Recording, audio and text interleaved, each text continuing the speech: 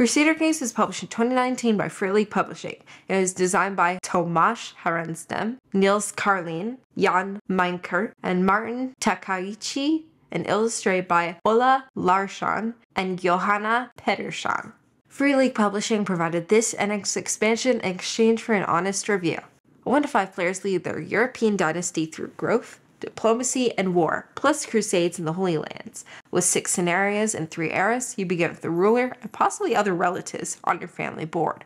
Over time, people will die, be born, or be married out or into your family. If your ruler dies and you have no heir, lose half your territories and money in a succession crisis. Your board also holds inventions and counselors you obtain.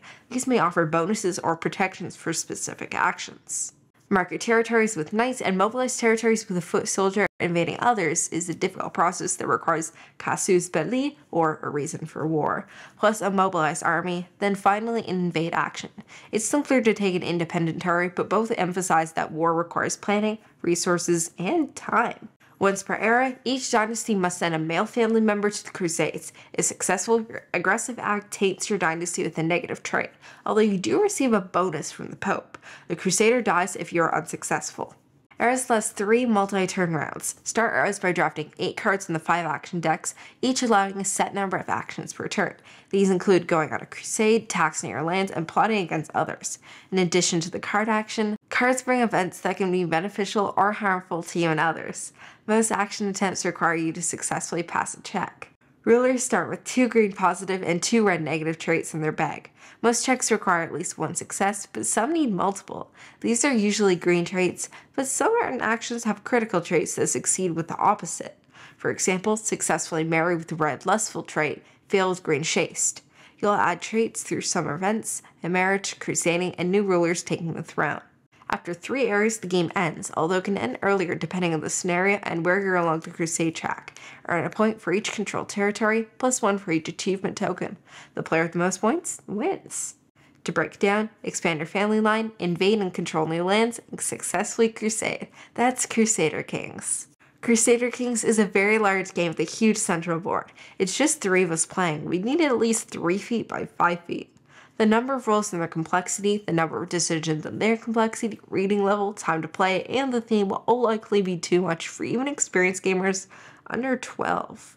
Speaking of time, our average games of Crusader Kings, including Set 'em Takedown, have been around 3.5 hours. Our learning game was close to 5 hours, and over an hour of that was learning the rules. While long, it speeds up once you're familiar with it, and length depends a bit on the scenario. You can take breaks between eras. We only played this with 3 players, but I'd like to try it with more, even if it lengthens the time to play. This would be far too much for a usual 4-player grandma, so it may never happen. In our 4th game, Crusader Kings, Dad started with kids, so me and Mom had to work on prepping heirs.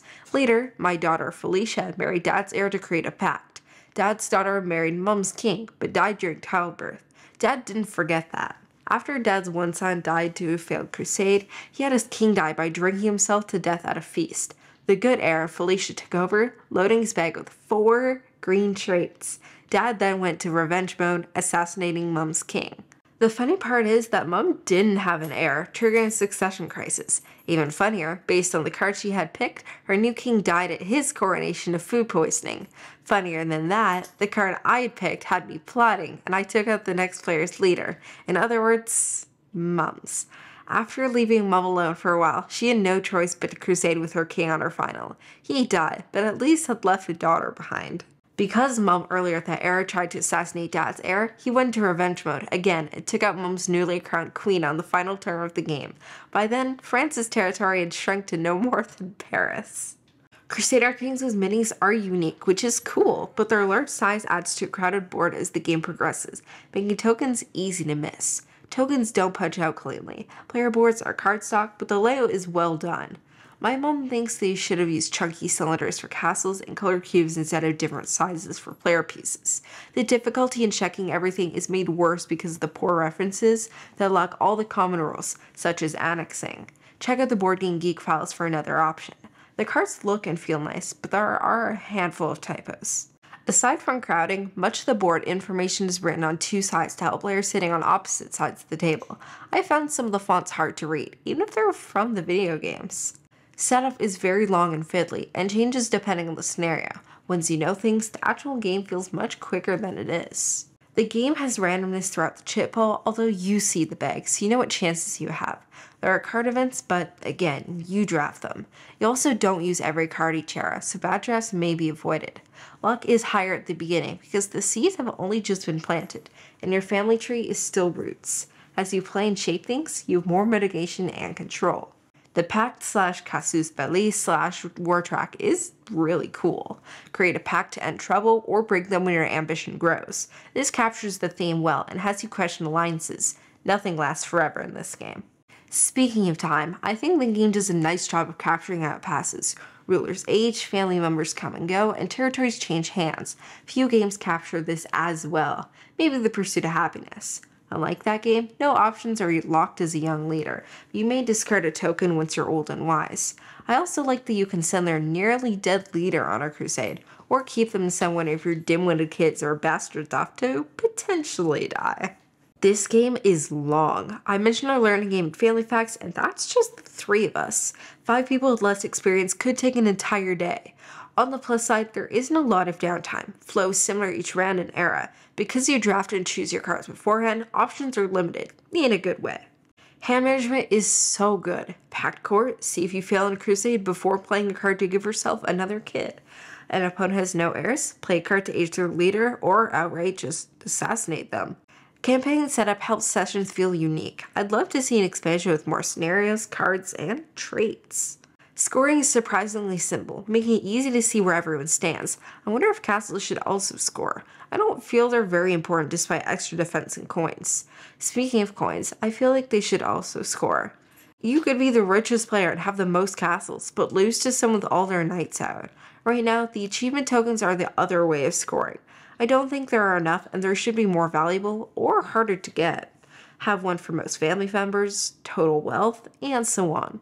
I touched on the punishment you receive when successfully crusading because, well, it was a cruel and horrible thing. You're rewarded for doing the Pope's dirty work, but it took hard, deadly work. I like how you can win without successfully crusading. You can crusade at times that benefit you, or at least won't punish you too badly if you lose. Do just enough to please the Pope. Let your opponents rush to please him, and risk losing everything they built and worked for, not to mention relatives. I talked earlier about how much work you need to put in to do war. Basically, you can be a violent leader, but constant war and constant aggression isn't just bad for your enemy, it's bad for you too. The Counselors and Inventions expansion adds minis for the card types, as well as new add-on board abilities that are different from when they're on your family board. I feel like some of them are underpowered and don't get used much. The Court Physician, the Chancellor, for example. I do like the decision of where to put them out or keep them near court. These are very contextual. They could play a big role in changing the game's outcome, or they might not. It's about $25 to $30 Canadian, and I don't recommend it at that price. But I think fans of the game should pick it up if they see it for $10 to $15. Unfortunately, there are a handful of issues. The minis clutter the board further, the shapes are easy to tell apart and probably need painting to match their card art. There are also no indicators on the board to show their owners. After a few plays the board game, my dad suggested I try Crusader Kings 3 on Xbox Game Pass. The plan was to suggest I do the tutorial, and I ended up playing a lot more than that. I must admit that it was, and is, overwhelming. Those coming from the opposite side know that the board game is much simpler, especially in terms of relationships, war, and overall depth. At the same time, I still think the board game did a surprisingly good job capturing the feel and general ideas. To my surprise, I think I preferred the depth of the video game though. I loved how open it feels and how much there is to do. Crusader Kings' area control, bag building, card drafting, and hand management give you large amounts of control, yet events and other players keep things interesting from start to finish. This is incredibly thematic, but it's not a perfect package. Typos and the awkward text-heavy rulebook could be solved, as well as some of my gameplay issues, with a polished second edition. Unfortunately, Free League turned themselves into possibly the best RPG publisher, so I have a feeling this board game has been forgotten. That's a bit of a shame because I really enjoy this. Despite its length, it doesn't drag. Any nitpicks don't get in the way of planning and scheming, and incredible stories that this tells. Compared to the video game source material, I feel the board game version of Crusader Kings captures the ideas, though not the depth, in about 3 hours.